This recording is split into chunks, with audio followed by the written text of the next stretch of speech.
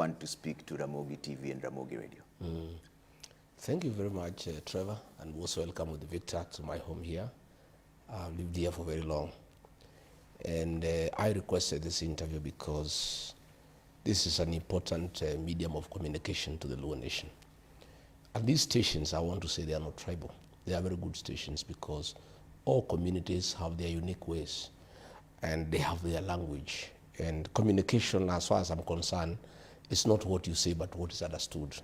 People understand their language better. So I sought to talk to the Luo Nation through this medium because I felt that there is a very deliberate attempt by William Ruto to create a wedge between me and the Luo Nation and my community, the Mount Kenya people, and a lot of false narratives and an attempt to create a bogeyman, somebody whom the Luo Nation can hate for no reason. And I thought it is important that I engage the community as to what I think about the community, our relationship, the past, the present, and the future, and possible areas of cooperation. And also is my responsibility as a leader in this country when I see a community is being taken in a certain direction that my community has been taken through before. I have a responsibility to tell them, wow, here, be careful. We have seen it before. I can see the trajectory, and what has happened to me and my community can happen to you, so be careful. And they make the decisions. And you see what we do, Trevor, when we talk to people. You just talk to them. Whether they agree with what you say or not, that's up to them. Whether they accept your advice or not, that's up to them. If they reject it totally, that's up to them. But once you talk to them, your heart becomes free and your conscience is clear. All right. You're perceived in that region that you're talking about as being primarily against the Luo Nation because of your strong statements over time. Do you have a problem with the Luo community? Far from it. I have nothing against the Luo community. I have nothing but admiration. I'm a great admirer of the Luo Nation. And my history with the people from that nation is very colorful. I am a student of political science, and the people who have made me who I am, the professors and doctors who took care of my politics at the University of Nairobi, are from the Luo Nation. The late Dr. Nyangira took me through basic concept in political science. The late Dr. Katete Orwa was my mentor at the University of Nairobi. Professor Wanyande was a great lecturer, and today I owe it to them for my politics because I know a lot. In my employment life, I was mentored by two great public servants, three public servants from the Luo Nation. Samuel Eric Oreta was the district commissioner for Kiambu, a great man from Kedube. When I reported to Kiambu as a young district officer, 25 years, he took me through how to be a good administrator. And I'm a good administrator through the hands of Samuel Eric Oreta. I went through Peter Aburu, who was my district commissioner in Kakamega. Later on, he became provincial commissioner in Nyeri. He took me through mentorship. The late Hezekiah Oyugi, Kalam Maduong, that great administrator, I worked under him. I have good relationship with the Luo community, and I must tell you, I trust the professionals from that community, like many of us do. All these rich people you see here in Nairobi, all these very educated people, they are doctors, are from the Luo community. Professor Ogutu is a great doctor at the Nairobi hospital, and I had challenges with my stomach for many years and had to see many doctors until somebody recommended that I see Professor Ogutu in 2016, and the matter was settled. If I go to Nairobi hospital and Professor Ogutu is not there, I go away unless it's an emergency until I see him. Our architects, the people, the men who designed this house, Architect Ouma, a great architect, he designed this house for me 30 years ago. And even when I have to do my interior in Nyeri, wherever I am in my family hotels, the professionals from the Luo community are great people. Okay. A structural engineer Ogutu, he has done all my structural work. Okay. I have many artisans who work for me. Okay. You know, Yeah. I have very great respect for the Luo professionals because they are really professional and they are very proud of their work. Okay. They are people you actually cannot avoid if you are serious Kenyan. All right. So anybody saying that I have a problem with the community, far from it. I have nothing against the community. We have had problems politically. Okay. And when people are opposing each other, when the late Raila Odinga was an opponent of Mwai Kibaki, I was for Mwai Kibaki. So ordinarily, there was a contest between my community and the Luo community. Asante sana, asante Yeah. sana. Labda nikigusia kidogo, tukisonga nyuma kidogo, kuna wakati ulikuwa katika msafara wako wa kwenda Kisii, ukapitia Bomet, kuna matamshi mengine uliyoyasema ambayo ni kana kwamba ni kudhalilisha hii jamii ya Kijaluo. Labda producer ungetupatia nafasi ya kusikiza ili tuweke jambo hili kwa muktadha, jinsi ulivyozungumza ukiwa na wale watu kutoka maeneo ya Bomet County. Labda tusikize vile ulivyozungumza kwa hiyo hadhara. Rais alipitishwa na kura ya mlima na ya Wakalenjin. Sasa nikamuuliza rais, kama tumesahau hii Wakalenjin walikuvumilia mwaka 5, wewe unachukua kila kitu unapeleka Nyanza, kutembelea hii watu, ukija Kericho, ukija Bomet, unakuja kanisa interdenominational, bora ukuje kufungua project Bomet, bora ukuje Kericho, bora uende Nandi. Je, unayajutia hayo matamshi ambayo yanaonekana kudhalilisha jamii ya Kijaluo? Hapana, mimi sijaongea vibaya.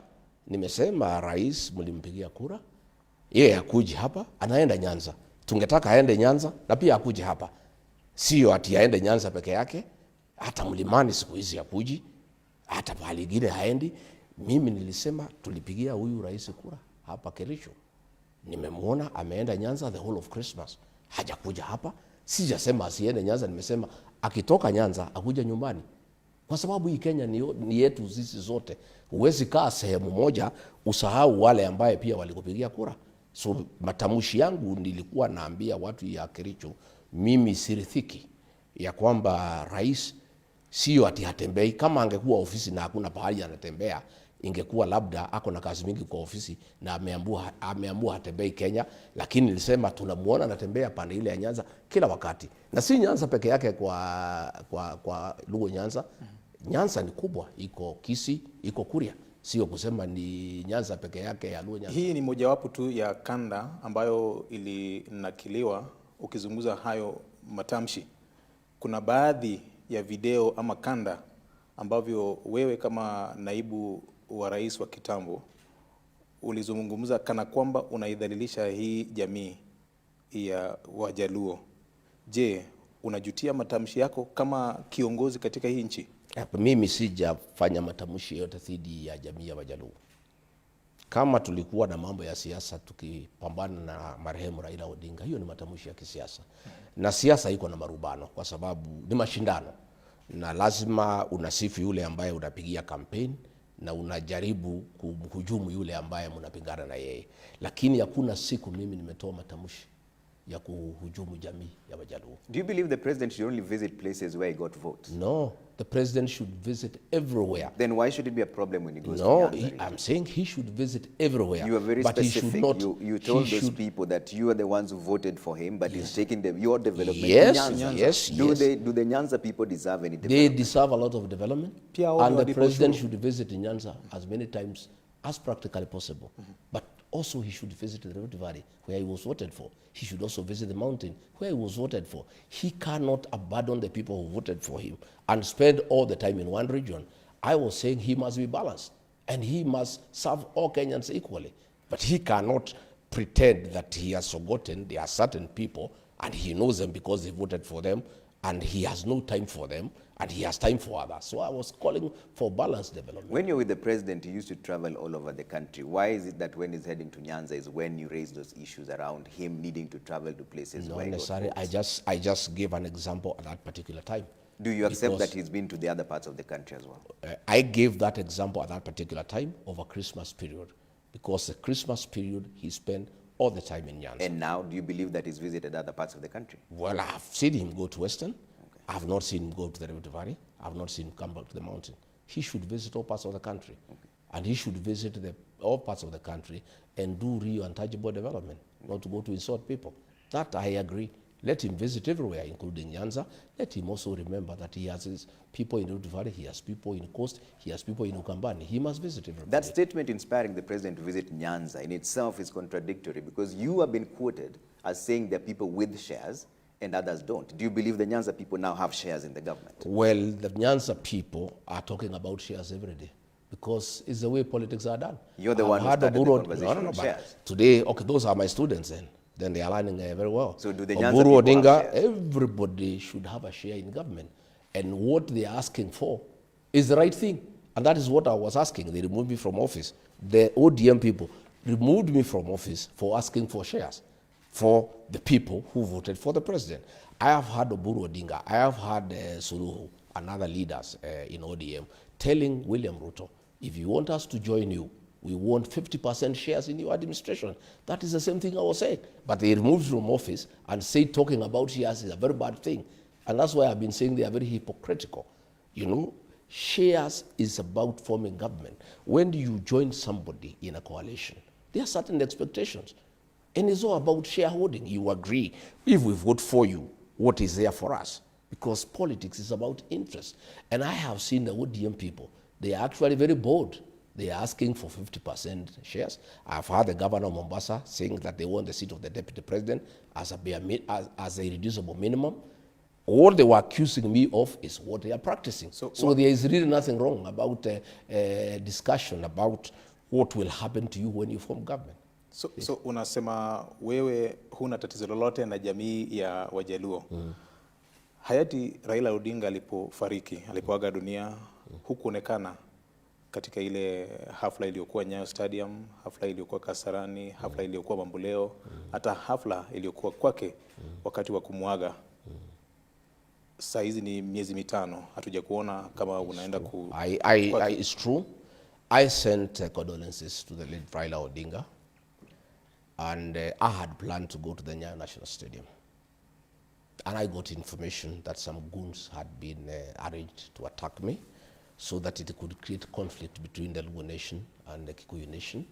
And I applied my mind as a senior politician, as a strategist, and I realized that it was a very important occasion for Raila Odinga and his followers, and it would have been imprudent for me to seem like I have brought chaos into a very solemn ceremony that was very, very important. I planned to go to Bondo. I also got information. And you know, from where I'm coming from, for the longest, I've been attacked by goons in this Nairobi, and most of them have been organized by a senior civil servant from Luo Nyanza.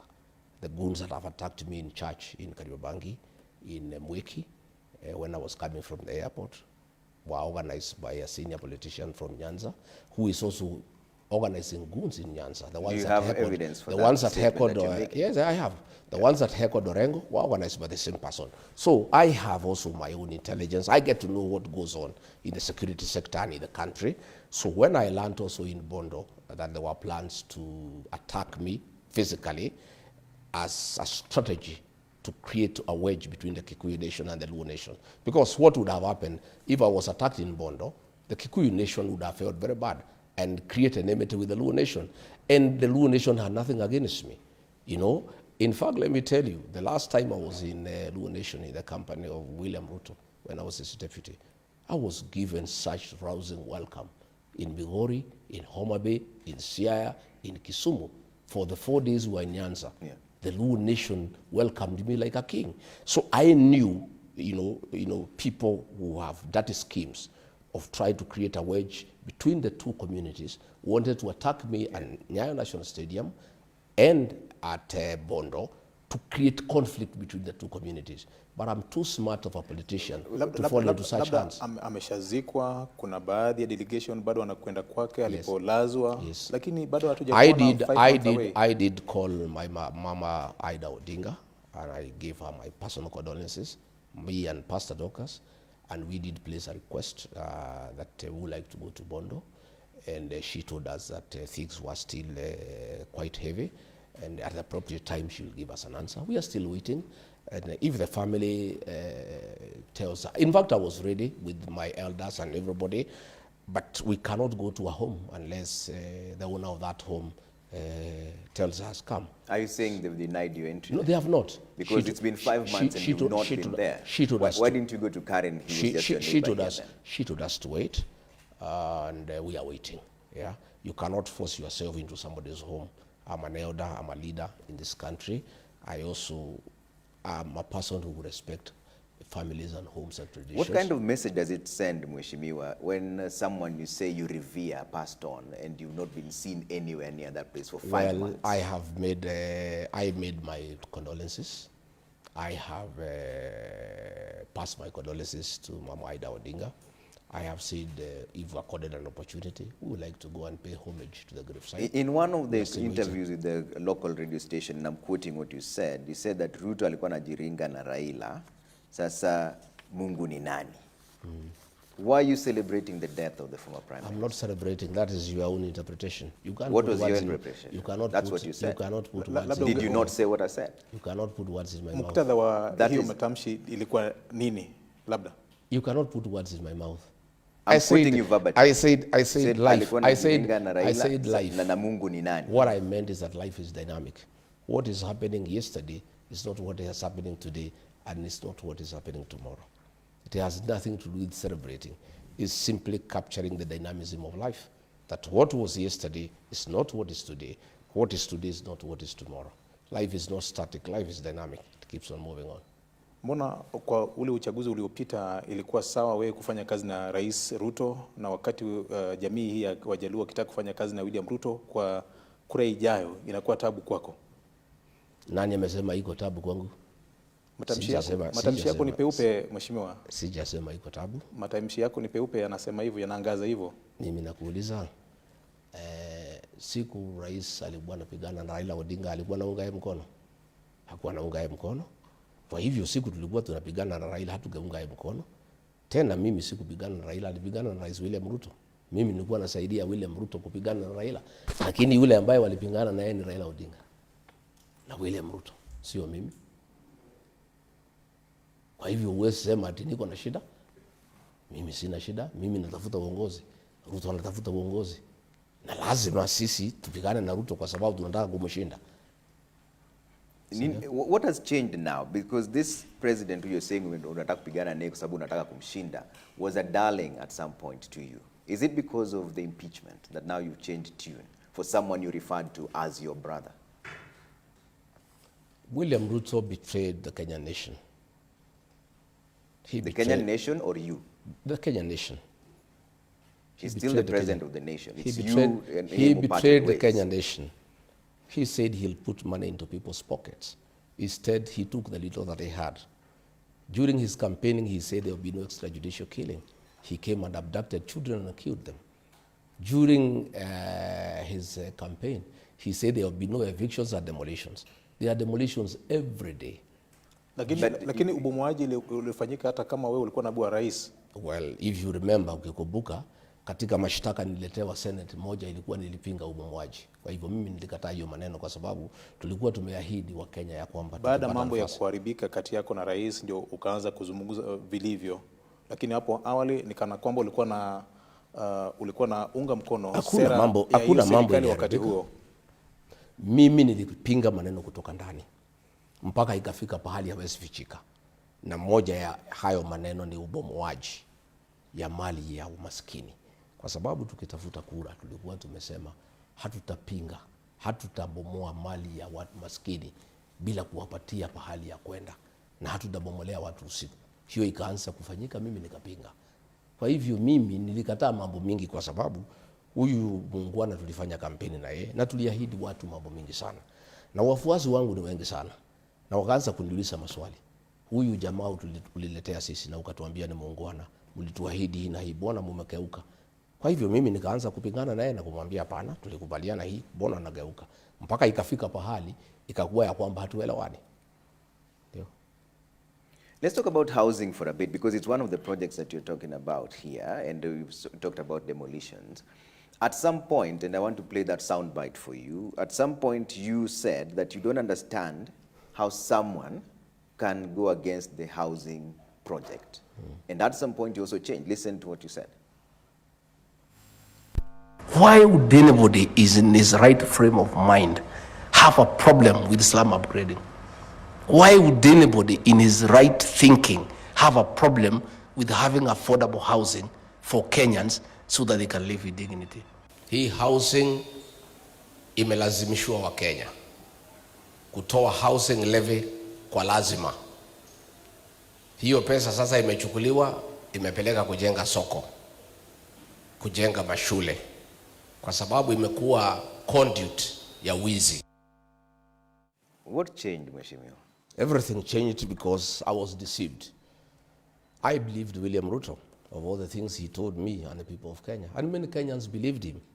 Many Kenyans believed him. Today they feel deceived, I included. I really believed housing was a good program to create employment. I believed him, 100%. I believed it was the right thing because he is very convincing and I had no reason to doubt him. Until it came to my knowledge that it was all a scheme to create wealth. The president bought 2 factories that manufacture steel. They are the ones. Which factories are they? Yes, I have. Do you have the There's one called Apex and another. The president bought a tiles manufacturing company. He bought Baburi Cement. All these factories he bought are the ones that are supplying construction materials for affordable housing. And that is why he needed to create enough money by taxing Kenyans so that his businesses can thrive. Why should Kenyans trust you now, and yet you're the same person who said that you don't understand why someone because this housing? Only a fool doesn't change his mind. So if you're deceived then, are you deceived as now? I told you, life is dynamic. You get on knowing people. Today, Trevor, you are this. Tomorrow, I know you differently. So then William Ruto was very convincing. He came to us in the mountain with the Bible, and we trusted him because we are Christians, basically. But on assuming office, he became another person. He became a businessman. And I was there as his deputy, and I saw through it, and I couldn't take it. And I said, no, this is not what we promised the people of Kenya. Kwa maana vitu vinabadilika jinsi ulivyosema. Sasa kuna haja gani pia sisi kukuamini wewe kama mwanasiasa? Well, hiyo itakuwa ni Wakenya kama wataniamini, sio wewe. Wakenya wataangalia vile mimi naongea. Wataangalia ile facts mimi naweka kwa meza. Na wataona kama wataniamini. Now people keep on changing their mind. Huyu William Ruto ana shida kwa Wajaluo siku 5 akitukana Rigathi Gachagua na Wakikuyu. Alikuwa huko mwaka 9 akitukana Raila na Wajaluo. Leo anasema baba ni mtu mzuri, Wajaluo ni watu wazuri. No, wait, wacha nimalize. So umeniambia why people change their mind. Let me give you a good example. Okay. Today, William Ruto is in Nyanza abusing me for 5 days. Saying I'm this, I'm that, making me a bogeyman, and attacking my community. We are tribalist.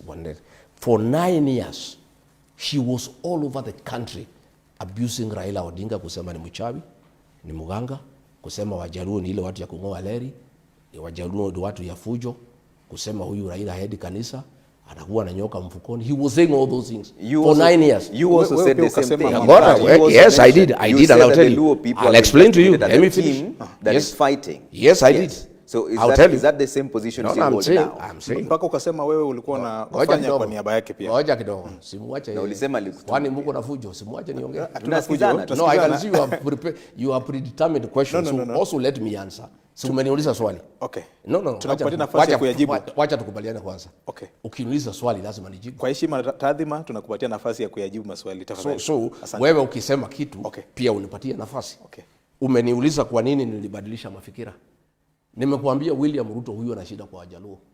Akitukana Rigathi Gachagua na Wakikuyu. Alishinda kwa Wakikuyu akitukana Raila Odinga, kusema ni mganga, ni mchawi, ni mtu ya Wajaluo ni watu ya kungoa leri, Wajaluo ni watu ya fujo. Leo alikuwa anasema jana Wajaluo they are intellectuals, they are very intelligent people. But it is you we are talking to, Mheshimiwa. No, but I must give examples because also when you ask me questions, because you must give it the same thing. So I'd like to hear your accountability of the same Trevor, I must give examples of how leaders go. This is one leader called Rigathi Gachagua. You have said, I also say the same thing is true. Because in our campaign, it's like a choir. William Ruto was the choir master. He was the composer of the song and the soloist. So wale choir members wanafuata what the choir master is saying. Yeah, ndiye alituambia hiyo maneno. Sasa wewe ulikuwa kwa chorus. Yeah, tulikuwa chorus. But have you now changed your mind? No, me now I'm a choir master. So those who are behind me so now, the song has now changed. I have a different song. Why should they believe you now But that the song was not my changed? song. It's just a song that you've No, changed. it was You're still not my song. You're still the same chorus, and now you're the choir master. That song was not mine. I was a member of the choir. Choir ilikuwa ya William Ruto ya kupiga Raila Odinga na Wajaluo. Sisi tulikuwa choir members. So tunafuata choir master. Ulikuwa unatumiwa wewe? We were members of the choir. But this new song, have you now changed your mind? I have said. Why should the people? I have given you yes. An analogy. Why should the people believe a choir master or a chorus master who changes tune? It's up to the people to believe. It's like they're asking you. If they, I don't know. They will listen to me. They will listen to me and decide. You painted the Luo nation as a nation that is chaotic, violent. I didn't. In fact, William Ruto did. It's not me. It is not me. I'm quoting you. You said at some point that a community has been castigated as people who cause violence every single time. I've told that you. That was you. I've told you. Directly. I've given you a very good explanation. Community. I've given you a very good explanation that I was a part of a choir, and our choir master was William Ruto. And our work was to repeat the chorus from the choir master, who was also the composer of the song. At what point will you take responsibility for your own utterances? I am saying because now you're saying that he's the one who told you to say it. No, I'm saying, Trevor, we were in politics. And are you still in politics now? Yeah, we're in politics. So why should they believe you? I am saying we were having a contest between Raila Odinga and his people. And that was the politics of the day. I am not in politics with Raila Odinga. There is no presidential candidate from the Luo nation who is facing me. So there is no conflict. That was a contest. People are looking for positions. And there is a conflict as it goes on in politics. So they will be trading here and there. Why William Ruto now is abusing me, he was abusing Raila Odinga then because he was his competitor. Today, his most strongest competitor is Riggy Gachagua. And so he has just changed tact. The way he was abusing Raila Odinga is the way he's abusing Riggy Gachagua because I'm his competitor. Do you regret this abusive language that you and your former boss have treated the nation to? I have not abused anybody myself. You started this conversation. I did not start. Did you describe the president as having lost weight? I made that description. That description is true. That is considered body shaming. There is no apology to make. I described the way he looks. I did. Chapter 6 of the Constitution and Integrity, Article 73(3), says that state officers should behave in a manner that bestows respect and dignity. I'm not a state officer. You've been the second in command. I am not a state officer. I'm not a state officer. So are you now allowed then to just abuse your other fellows just because you're not a current state officer? I am not a state officer. You've been the second in command. Do you regret the statements I have no regret whatsoever for my utterances. I made a true description that our other Kenyans have made. I'll continue speaking truthfully. You know, people say when people who steal, what are they called? They are thieves.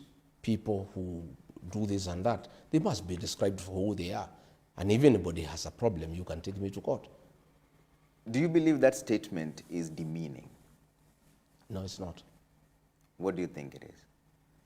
It's up to you to think. You've what just, you think. I've told you I'm not the one who made the statement. I have nothing. I have nothing to say about it. I've said it's a true description of what I see. What does the appearance of the president have to do with governance? Well, you'll have to ask him.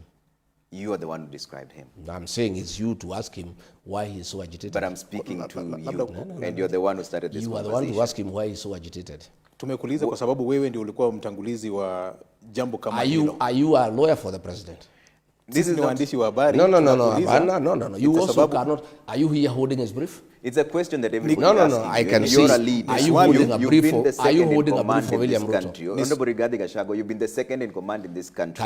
And you're now thinking of being the head of this country. Have you condemned him? Do you think those statements were regretful? What I would ask you to, have you as a president, whether he has regret? I'm speaking to you now, not to the president. We'll speak to the president at the right time. It's you we are tumekuuliza kwa sababu tuko na wewe hapa na wewe ulikuwa mtangulizi wa hayo maswali. I don't think this interview you hold brief for President William Ruto. We're not holding brief for in my view. We're asking you to be accountable for the words that you said.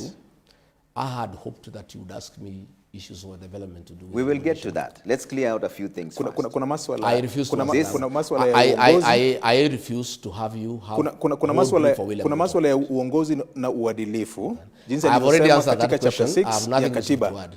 That question I've answered. Will you apologize to the people No, I for cannot. what you did? I have no apology to give to anybody. Let me bring up a soundbite of what you said after this back and forth between yourself and the president. And you said that tumefikisha mahali tulikuwa tunataka. Let's play that soundbite so that you just refer to that conversation. Sasa nimeona umekasirika vile nilitaka. Mimi nilitaka wewe ukasirike. You lose your temper. You lose your cool. You stop being presidential. Sasa Kasongo amekuja bahari nilikuwa nataka yeye. Ameteremuka chini. He is no longer presidential. Amekuwa mtu ya propaganda na fitina. Is the politics of insult what you want? True. He is where I wanted him. In the politics of insult? Yes. Is that what you want? Because that's whom he is. He has been on insults all his life.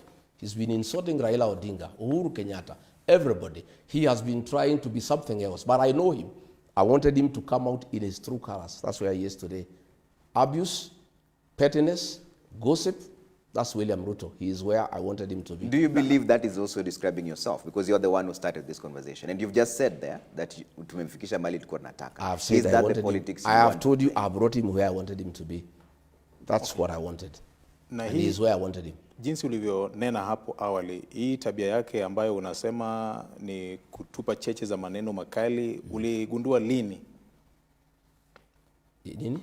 Uligundua lini hii mambo ya wakati tangu zamani. Kitambo sana ama wakati tangu zamani natuliwa katika tangu zamani, lakini nilikuwa nafikiria akipata kiti ya rais atabadilika. Hajabadilika. Hajabadilika. Amekuwa tu vile vutu ya matusi. Alitusi Raila mwaka 9. Sasa amerudi tu pahali alikuwa. Sasa ni kubadilisha tu Raila turekadi Gachagua. Wewe ukamtusi Uhuru Kenyatta ile enzi. Hata Raila wakati mwingine ukamtusi. Tofauti yako kati na yeye iko wapi? Nafikiri tuongee mambo ya maana ile itasaidia hii interview. Kuna masuala ya uadilifu na uongozi. Hiyo nimekataa. Kwa sababu sasa mnataka ikue hii interview ni mambo ya matusi. Mimi nimesema rais amekuwa akinitukana Nyanza for 5 days. Siwezi kuwa na interview kuendelea na mambo ya matusi ile rais anafanya Nyanza. Hiyo nimekataa. So you don't regret the statements that you made? I have said I have no regret at all. Okay. I have not abused anybody. I have just described a situation that is true and everybody knows it is a true situation. I have no regrets whatsoever. Okay. Let's talk about this broad-based arrangement. President William Ruto has been forging an alliance with the broad-based arrangement on ODM, which you strongly advised him against, telling them that they will regret working with him. What did you mean by that? That? What did you mean by the broad-based government will regret working with President William Ruto?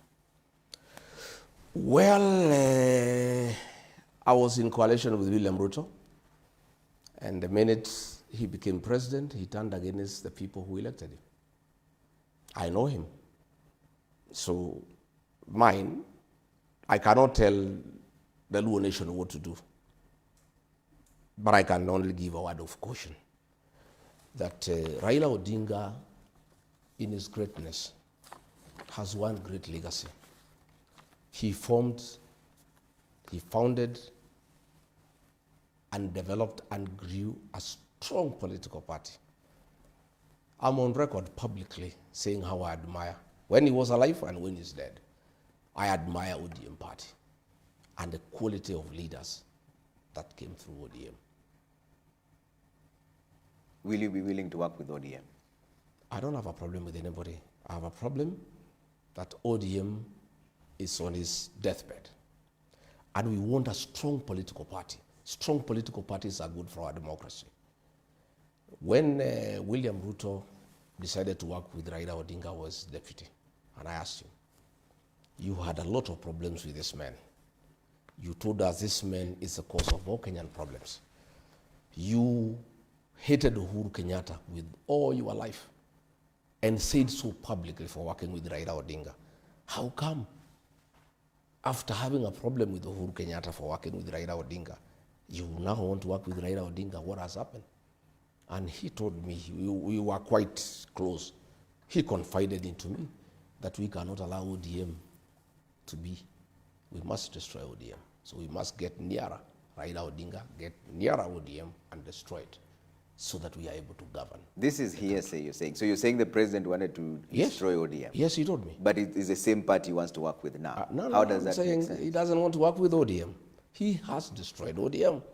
ODM is a pale shadow of his former self. What will happen, and you tell me, this NDC that is scheduled for Friday, that is ODM's last supper, and I hear Ruto wants to attend. Let me be very candid with the ODM followers. That is Raila's legacy.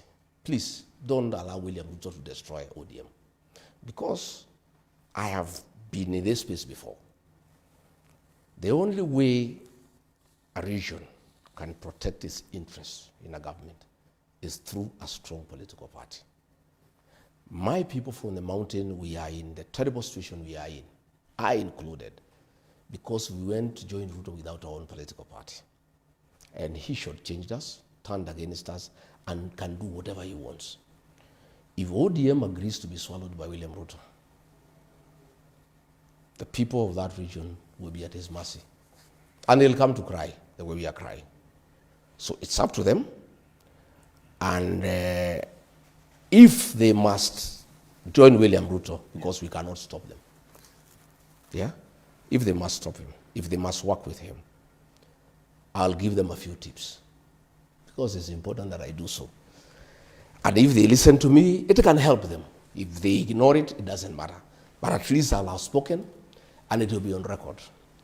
If I had listened to President Uhuru Kenyatta, when he told us that William Ruto cannot be a good president and it's not good for the country, this country will not be in the shit we are in. Myself and the people of the mountain will not be in the predicament we are in. With respect to what's your language, Mheshimiwa? Yeah?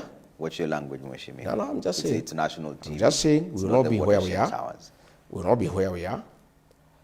And the mistake we made was to join William Ruto in his party. Since that we have learned and formed our own party. And we cannot be swallowed or merged with anybody.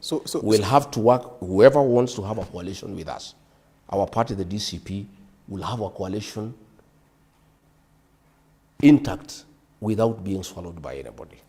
So my advice to ODM. Okay, kati ya ODM shauri, hii ni chama ambacho kimekuwa katika siasa ya Kenya kwa muda wa miaka 20. DCP is hardly 2 years. I'm talking as Rigathi Gachagua. It may have been 20 years. I may be nobody, but I cannot be denied a chance to give advice. Maybe you think I'm nobody, but I'm saying I have been with William Ruto as his deputy. I helped him to be president with my people. He shortchanged all of us. So I have something that I know that I can share, because I can see ODM is being induced to work with William Ruto. I have some experience that can be useful. Okay. Unless you don't want me to share. Asante. Yeah. Asante. Umenena hapo kwamba nyinyi kama watu wa mlima mlidanganywa kwa sababu hamkuwa na chama cha kisiasa. Kumaanisha chama cha DCP ni cha watu wa mlima pekee? Hapana. Tukiangalia vyanzo vya sheria, chama yetu ni ya kitaifa. We won a by-election in Kisa East in Quisero, that is Kakamega. We won a seat in Narok Township, that is Narok in Rift Valley. We won a seat in Kariobangi North, which is cosmopolitan. But every community has a political home. You know, the Luo Nation, their political home is ODM with other Kenyans. The mountain people, their political home is DCP with other Kenyans. The Kalenjin, their home is UD with other Kenyans. So every community has a home politically, and that is the way it should be, and it must be that way. But I'm saying, what ODM should do, my honest advice, because I can see it being destroyed, and I can see them along the way crying the way the mountain is crying. One, ODM is owed 12 billion through the political parties fund. If William Ruto is serious that he wants ODM to stand as a political party, John Badi is the CS National Treasury. They should reduce, ODM should demand 12 billion shillings owed to ODM to be released to ODM, so that financially they are independent and they can chart their own course. Number two, The president has been to Nyanza and made many promises. He has one budget to go, 2026-2027 financial year. Before the elections and after, he made a lot of promises to the mountain people. Mau Mau roads, this, that. Nothing has been done for 4 years. What ODM must make as reducible minimum? All those projects he has announced, they must demand that money be reflected in this last budget. Because if there is no money in the last budget, if there is no money in the last budget, that is just a campaign gimmick. Asante. Listen, let me say a few things I want to say. That money should be reflected in the budget. And it should not be a token. If the project is 1 billion, you can't put 50 million in budget for the next financial year and say the project is funded. The money must be put in the budget. Number 3, whatever relationship, whatever agreement that they want with William Ruto, let them learn from me. It must be made public. If they are being promised that they will be given the deputy president, it must be announced publicly. Whatever they are being promised, there should be a public pronouncement. Because the mistake I made, we did some things under the table in writing. Even Musalia, they did the same. All those things were not honored by William Ruto. And I can tell the people of ODM, things they are agreeing with him, they will not be honored unless he makes a public pronouncement.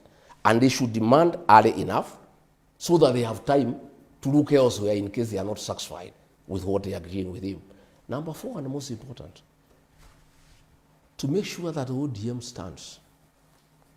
William Ruto had no footage in Nyanza. He had no footage in Coast. He had no footage in Northeastern. He had no footage in Western.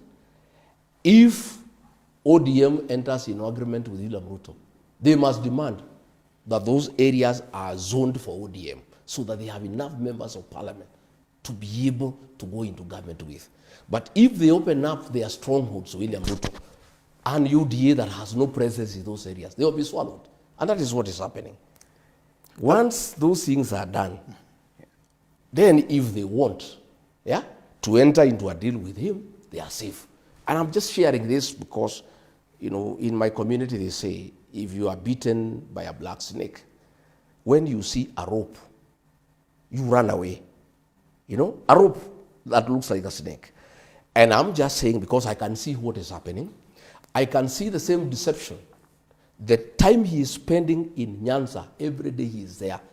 He spent more time, he was 9 years in the mountain. Nowadays he doesn't come. The same script. He was coming to the mountain, promising us goodies, promising us heaven, promising us all manner of things until we elected him. I can see the same script going on. And I have a responsibility as a leader in this country to tell the people of Nyanza, please, Asante. I've been through this. Yeah. My people have been through this. We are all crying because we were deceived. We were conned. I can see another con game going on. I can see deception going on. Please be aware. Okay. And if you don't heed and it happens, please never say Riggy never told us. Wacha nikurudishe nyuma kidogo, Mheshimiwa Naibu wa Rais wa kitambo. Hapo awali ulisema huna shida na hii jamii. Unavyozungumza katika ile structure ya uongozi wa DCP, je, kuna yoyote yule ambaye anatoka katika eneo la Nyanza? Swali la pili, kuna wakati ulisema the position ya PS Interior na CS Finance ilikuwa a reserve of the mountaineers. Yes. Na bado unatuambia unatupenda? No, watu wa Nyanza. My friend, one, Mable Owino, the Deputy Secretary General in charge of strategy, is a Luo girl from Kisumu, very talented young woman, and she's working with me. When I was appointed Deputy President, my Chief of Staff was George Makagoy from the Luo Nation, a great administrator. Lakini aliondolewa baadaye akapelekwa mahali. Ruto alimtoa akampeleka Djibouti, some funny somewhere. Yeah, I loved the guy, and when Ruto found my office was functioning well and he wanted to bring me down, one of the strategies he did to start undermining me was remove George Makagoy. He's a man I had brought to my office. I have total respect for the community and their professionalism. There's something you asked me. You said CS Treasury. CS Treasury. Yes, it's true. Just the way ODM is saying, deputy president is irreducible minimum. Before we elected William Ruto, we had some demands and we agreed. And those are positions we negotiated. We had negotiated for National Treasury, CS, for CS Interior, for CS Agriculture. That is the way negotiations are done. And I was just saying, what we negotiated, you cannot take away. It does not mean that I have a problem with whoever I was giving. I was just saying, what we have negotiated, give it to me. Just the way we are saying now, I have heard Governor Mombasa saying deputy president is a reducible minimum. If they agree that they are given deputy president, if they are shortchanged, they must complain. That's the way these negotiations go. So myself, I was quite right in saying, whatever we agreed, we delivered. You had said, give me your votes, I'll give you this. We give you our votes, and what we gave you are taking away, I'm saying is wrong. Ukiangalia hiyo ratiba ya wale mawaziri ambao katika baraza la mawaziri ya Rais Ruto, kuna baadhi watu ambao ni wanane kutoka eneo la Mlima Kenya. Yes. Does it bother you? Does it worry you? Not at all. In terms of representation in the cabinet? I negotiated for the mountain in exchange of votes. ODM is demanding 50%. Is there anything wrong? You demand, you know, my friend. This is politics, where the problem is. Politics is a game of interest. This is where the problem is. So what about the other nations and the other tribes? But have you asked Oburu when he is demanding 50, what will happen to the rest of the country? That is a conversation they're having, and I'll speak to him when we speak to him. Yes. But we're speaking to you now. The Mount Kenya region has about 8 CSs, more than 15 PSs, and more than 300 in this cycle of government in terms of leadership. Is that fair distribution of resources and appointments, considering my brother Trevor, we had a political negotiation.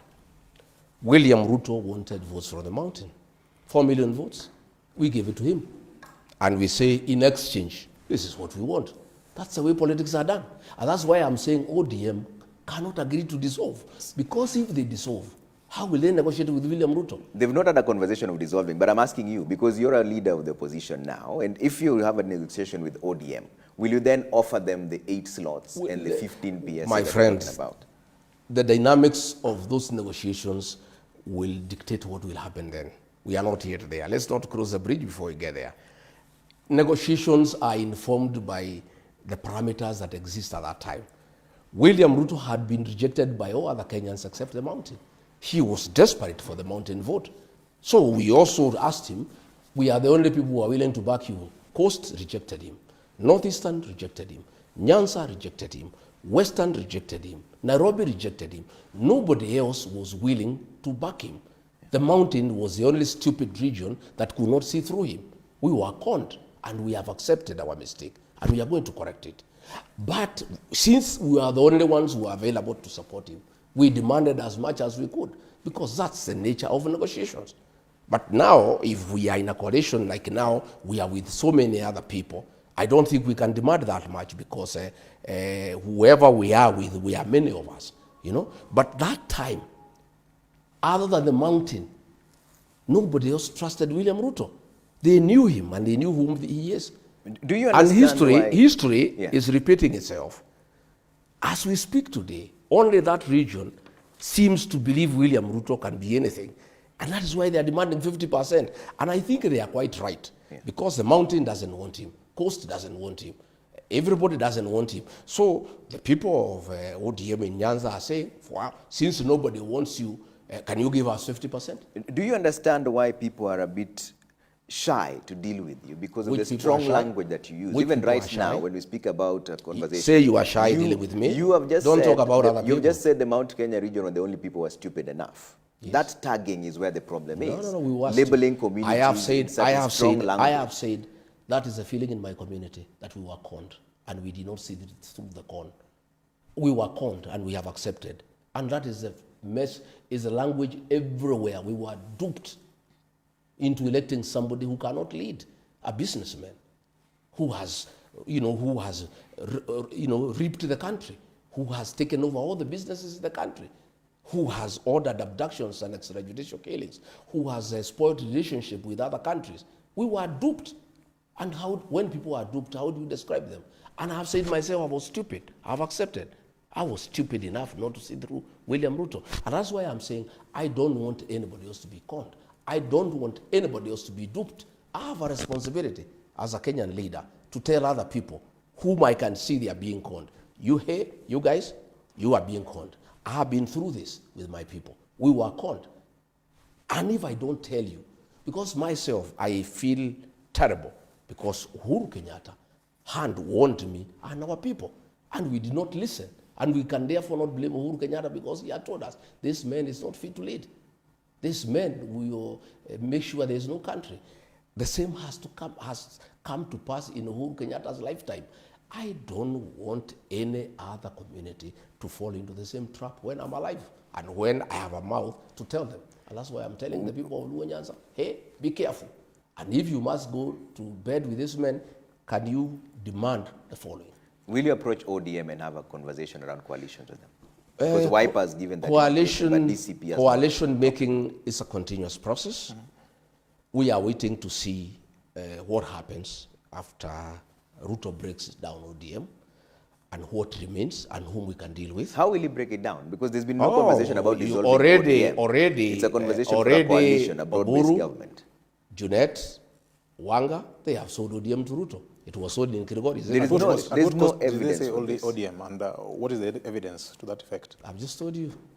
Waliuza chama kwa pesa ngapi? We know these things, my friend. We have been around for a long time. No, explain when Riggy tells you your wife is pregnant, go and buy that. Let's explain this to us, Mheshimiwa. So you are working currently with the DAPK and Wiper and everybody else. Have you bought them? No, I've not. So why is it that when UDA is working with ODM, then they've been bought? You see, they have been bought. That is why they want to kick out Sifuna, the Secretary General of the party. No, let's talk about that is why. No, listen, so why? You asking me why. Yeah, have you bought this No, Wiper I've not and bought DAPK? anybody. They don't. So why is building the other coalition between ODM and UDA a matter of one buying the other and not coalition building? Because the people who sold ODM don't want Sifuna.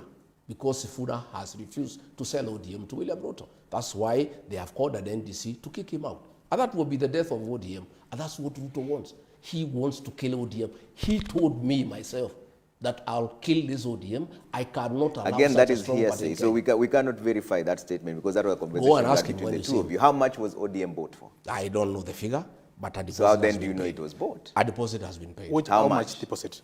What? How much is the deposit? That is a story for another day. No. So you're the one making the allegation. I'll go and find out also. You're the one making the allegation. Ukasema sisi kazi yetu ni labda kujua zaidi. Pia nyinyi mfanye kazi kidogo, mimi nimepatia nyinyi tip, nyinyi mfanye hiyo ingine. You are also investigative journalists. Go and find out the figure. Okay. And let me tell you what happened. My brother, just open up your eyes. I've done oral literature. I studied Luo customs. Death and burial is a very strong and emotive issue in the Luo nation. Okay? Raila Odinga dies. Before his body arrives in Kenya, ODM has changed hands. In an African setup, and among the Luo have studied oral literature, you don't inherit a man before he's buried. ODM, Raila was the leader of ODM. He dies. A team is sent to go and bring his body. Junaid Mohammed conveniently becomes sick. He doesn't go to collect the body. Suluhu gets sick, conveniently doesn't go to collect the body. Oburu, conveniently, the brother doesn't go to collect the body. Before the body arrives, National Executive Council is convened. And the leadership of ODM changes hands. Raila Odinga is inherited before his body arrives in the country and before he is buried. It has never happened in an African custom. ODM had already been sold, and the coup was done even before his body arrived in this country.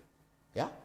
And that is why they want to kick out Sifuna, because Sifuna cannot agree to that scheme. The statements of the ODM being sold is the one thing you keep referring to, but you can't tell us how much. Why should we I've asked you, conversation? And you keep referring to Sifuna, that is one person. Doesn't it that is just you, a fallout with one person. No, you are low. Doesn't it bother you? That a man is inherited before he is buried. I'm not the one answering the questions. You're the one answering the questions. I'm just saying, I'm just throwing a question. You're the one answering the questions. For your own mind. Why would you say it's been bought? But why don't you? Why are you not asking me to explain? We're asking you to explain how much was it bought for, and you're not telling us. Lots of money. How much? A lot of money. What was the deposit? Lots of money. Is it because one person leaves, then now a party has been bought? Lots of money. And I've asked you the same question. Have you bought Wiper and DAPK, the ones you're working with? I don't know why you want to bring Wiper and DAPK. Because it's a coalition. You're the one who's told us you've been in politics for long. So we're trying to understand. I don't know why you want to play advocate for William Ruto. Aren't you bothered as a law that ODM is getting finished? You should be bothered. That is your vehicle. That is a vehicle that Raila Odinga developed for the community. Is it not giving you an opportunity as DCP maybe to be solid and work with? To do what? To work with the ODM. I am saying, and even accommodate. I am willing to work with like-minded Kenyans, like-minded political parties. But I am saying we are still waiting. We are observing the political space. The destruction of ODM is imminent. Whatever little will be left or whatever will go away, we'll see whom we can work with. The Wanga, Junet, Oburu wing will go with William Ruto. Whatever else remains, because I've seen Akina Sifuna, Akina Babu, Akina Orengo, they are steadfast that they don't want to destroy Raila's legacy. They want multi-party democracy to work. They want a strong political party. The Akina Orengo are very clear that you cannot finish ODM. Is that the wing of ODM you want to work with? There? Is that the wing of ODM? I don't know what will remain. Let's see what happens on Friday. You just said that they are I'm just saying. That's the Linda Mwananchi team. I am listening. I'm listening. Are you working with them? I am listening to Orengo. I'm listening to Babu. I'm listening to Sifuna. And I agree with him that we need good, strong political parties for Kenya's democracy. I'm in agreement with them. So you're likely to work together? Yeah, why not? Have you had a conversation of working together? Not yet, but why not? Politics, as I told you, is dynamic. We can work together. Okay. Yeah. But are you willing to have a conversation with Oburu Oginga? I have no problem. I can work with anybody. Okay. I can work with anybody who wants to work with us. Okay. We have no problem. Including President William Ruto? What? Are you willing to work with President William Ruto? No, I'm not willing to work with President William Ruto. He's bad for the country. He's destroyed the Kenyan nation. We had very good education system bequeathed to us by Mwai Kibaki. Free primary education. He has destroyed it. We had day secondary school bequeathed to us by Uhuru Kenyatta. He has destroyed it. We had Leader Mama, destroyed. He has sold public assets, Safaricom, Kenya Pipeline, JKIA. But all these are being done by the approval. We have a shell of a country. But are being done by the approval of the National Assembly. No. Which is an entity given that mandate to do so. There is no approval. And by the way, the National Assembly is also captured. Yeah, it's not a house that now represents the people of Kenya anymore. It's a captured house. Including MPs who are allied to you, you say are captured? Mine are the minority. The majority have the way. When did this Damascus moment for you appear? When you now noticed that the person you described as your brother is running the country down? 1 year down the line after you were impeached? 1 year down the line after we came to office. 1 year we had problems. But you never said anything. I said it that year. I said it internally. You only talked about this after your impeachment. I said it internally. But when I was still in office, I said not to. Why didn't you resign? Why should I? I was not elected by William Ruto. I heard him saying that he gave me an opportunity. He didn't give me an opportunity. I was given an opportunity to lead by the people of Kenya. The person he has given an opportunity is Kindiki. I was elected by the people of Kenya, not William Ruto. When you were friends, in fact, I'm quoting you again, you had said that President William Ruto, you were not to be known if it wasn't for President William Ruto. In fact, at the time, you were having a camaraderie with him, saying that he's been holding the hands of other leaders, including yourself. Why has that changed now? That was then. But that does not make me daft. Because I was friendly with William Ruto, I have no brain. The minute I started seeing the country is headed in the wrong direction, I told him no. When I was in office, my friend, if you remember, I called a press conference in Mombasa on 26th of June about abductions and extrajudicial killing and told him off. I said, Mr. President, don't call our kids criminals. These are our sons and daughters. I stood with the Gen Zs when I was in office. At that point, there was already a conversation about your impeachment. But don't say, no, that was June. Impeachment came in October. I didn't speak when I left office. When he sabotaged the war on drugs, on the fight against drugs and alcohol abuse, in Nyandarua, I told him on his face, why is your CS Interior and PS Interior sabotaging the war on alcohol? I heard him saying that I was taking money from cartel. They said you are extortionist. Yeah, he can say whatever he wants to say. If that was true, it should have been one of the charges of the impeachment. It wasn't. That is an afterthought. After I have really put him to task and I have created a huge one-term movement in the country that is sending him home. The reality of one term has just sunk to him. I have told you, I told him publicly, don't sabotage the war on drugs and alcohol when I was in office. I did not start telling him off when I left office. And one of the reasons why he had to get rid of me is because I was opposing him from within the cabinet. When he brought the finance bill, 2024, I was the only one voice in the cabinet to say, no, this is not acceptable to the people of Kenya, and the people of Kenya will have a problem with it, and we shall have an egg on our face. And it came to pass. I went back to the cabinet, I said, Mr. President, I told you, after the Gen Zs forced him to back down, I said, I told you, you did not want to listen to me. I told you this thing cannot be accepted by the people of Kenya. So this argument that I only spoke after I left office is a fallacy, it's not true. I spoke from inside, and that is what precipitated my removal, because I was bringing oversight and sense, and starting with the people of Kenya from within government. And by the way, that is what the framers of the 2010 Constitution wanted. They wanted a deputy president who is elected and who can check a rogue president from within government. That was the intention of the framers of the 2010 Constitution. They did not expect a robot, an appointed deputy president like the one we have, who cannot say no to the president because he's his appointee. The framers of the 2010 Constitution wanted to bring oversight within the executive so that you have a president and a deputy who are both elected. And since not both of them can go wrong at the same time, if one of them goes wrong, the other one can check him. Hiyo ilikuwa kazi ya bunge. Tuko na makamati mbalimbali za bunge kuangalia jinsi executive inavyotenda kazi yake, mheshimiwa. Are you trying to rewrite what the Constitution says in terms of its spirit and letter? I am saying there is something called the letter and the spirit of the law. The letter is what is written. The spirit is the intention. Why did the framers of the Constitution want two elected people, one president and a deputy elected by the people? So that the deputy president has a voice because he's elected by the people. The current deputy president we have is a robot. He's somebody's appointee. There's nothing he can say. Everything is yes, sir, yes, sir, yes, sir. You had said in one of the political meetings when you were still in good terms with the president that wewe ni mtu wake wa mkono, wewe ni Mr. Yes, sir. I see. Yes, on good things. I was prepared to be yes, sir, on what is true, what is good, what is constitutional, what is within the law. I had no problem. And for the good things that we were doing, I was supporting him 100%. But when he started abductions, extrajudicial killings, I said no. Okay. When he started demolitions and evictions, I said no.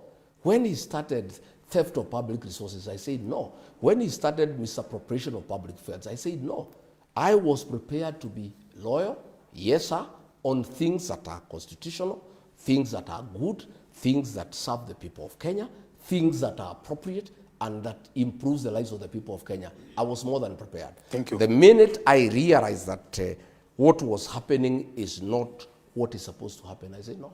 Kuna wakati ulikuwa kama naibu wa rais, wakati chama cha ama coalition ya Azimio walipokuwa na maandamano, tulikuona ukiraukia mapema sana kwa ofisi yako, ukicoordinate masuala ya kudeal with mambo ya maandamano, watu waliuawa, watu wakapigwa vibaya sana, mali ikaharibika. Was this part of the script of saying yes, sir, to the Mr. President? I was not in charge of security operations. The way the security architecture works in You chaired a meeting, Mr. The way Shima. The security architecture works in You chaired some meeting in absence of the president. Yeah. Let me tell you, the way the security architecture works in this country is that the president is the chairman of the National Security Council. He also appoints all the security chiefs and they report to him directly.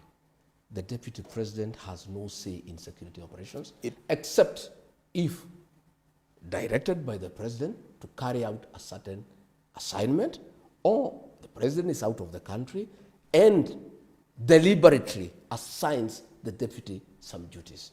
That meeting I chaired that one day on a Sunday morning. We had gone to the airport and he was chairing the meeting. At time was going, he told me to continue with the deliberations. Okay. But all decisions on the crackdown on Maandamano were made by the president, executed by Kindiki and Raymond Omolo. I was a bystander. Going to the office early in the morning was part of my routine. I used to go to the office every day at 5, whether there is Maandamano or no Maandamano. I have found some ODM MPs going to Nyanza to tell people that people were killed when I was deputy president. I was not president. I did not appoint the inspector general. I did not appoint the director of the DCI. I did not appoint Remo Domolo. I did not appoint Kidiki. Those were appointees kuna of wakati ulisema ukasema kwenye kanda kwamba IG wa polisi wa sasa kijana kutoka kwenyu wewe ndio ulimpendekeza kwa rais. Yes. But he's the appointing authority.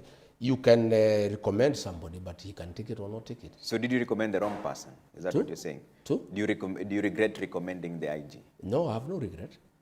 What happened with IG is that the president decided to sack Kenoti, who was DCI. And I didn't have a problem with it or say because he's the president. And I demanded that if Kenoti is sacked, I need a replacement from Meru because that is a position the people of Meru were enjoying. And so Kome was identified and I took part in that identification. But I don't take responsibility for his actions. The fact that I said this guy is okay, but the appointing authority is the one who made the final appointment. I made so many other recommendations which he ignored. Yes. Okay. Let's take some feedback here. We're about to take a quick break for the highlights here, but there's quick feedback. Ashley Dan says, shame on you, Ramogi, for inviting a tribalist for an interview. How will you shake off this tag of being a tribalist? Well, to start with, if tribalism is speaking one's language, then Ramogi station should never have existed. Why do you call me to a tribal show? We didn't call you. But you know, I'm saying, why does this show exist? You requested us to come here. No, but why does it exist? Why does Ramogi exist? You are being asked here that there's a tag for you being a tribalist. What makes me a tribalist? Shareholding conversation is one of them. But Guru is talking about shareholding. But let's not deflect the question to other people. No. It's you who started this conversation on shareholding. My friend. And people believe that you stand for the mountain more than any other reason. Shareholding is part of the agreement between Wetangula and Musalia Mudavadi and is signed by William Ruto. Does that make him a tribalist? Shareholding is part of discussion on political negotiations and is going on as we speak today. And there's nothing wrong with anybody saying, if we support you, this is our expectation. And that's what ODM is saying. And they are saying it so loudly. Why is that person sending you that message, not asking why Oburu and those who are asking for shareholding with Ruto are not tribalists? Because we're speaking to you now. So is that the same arithmetic that you have that is a tag. Let me tell you, that tag of tribalism has been pushed by William Ruto. But when I was supporting him, he never said I'm a tribalist. When my community was supporting him, he never said I'm tribal. My community and I are not tribal. Ask me why. In the last election, we had a candidate called Mwaura. We never gave him any vote. We gave 4 million votes to William Ruto and 1.3 million votes to Raila Odinga. I had the leeway to say I cannot support William Ruto because he comes from another community. Okay. Then how do you call me a tribalist after supporting a Kalenjin to a man? I supported him with my people. Okay. When did he realize we are tribalists? Then he was saying I'm a very good man, a very good mobilizer, a people-centered guy. I don't know what. He had very kind words about me. Okay. But the minute I and my people decided that he had betrayed us, he had shortchanged us, he had deceived us, he is not what he told us he is, he's not what we thought he was, and we changed our mind, then we became tribal. All right, stay with us, Mheshimiwa. We have to take a quick break. Nyikuwa Ramogi rokamana nyoko mkitira Ramogi TV kaendie. Network makende gyogai mar DCP Mheshimiwa Riggy Gachagua kijalo pjaten piny Kenya machone dala ne makaren obiro ne achiel kachiel kontiere kagi VOJ Victor Tieno Juma mar Radio Ramogi. Waka thuolo moro yue machuok mondo mwinjare weche manyien madhibiro saa 3 to koduogo kendo to pod odhi medo go mbaka gi Mheshimiwa Riggy Gachagua menogai mar DCP gi jalup jatend piny Kenya machon. Kik udhi mabor ahinya.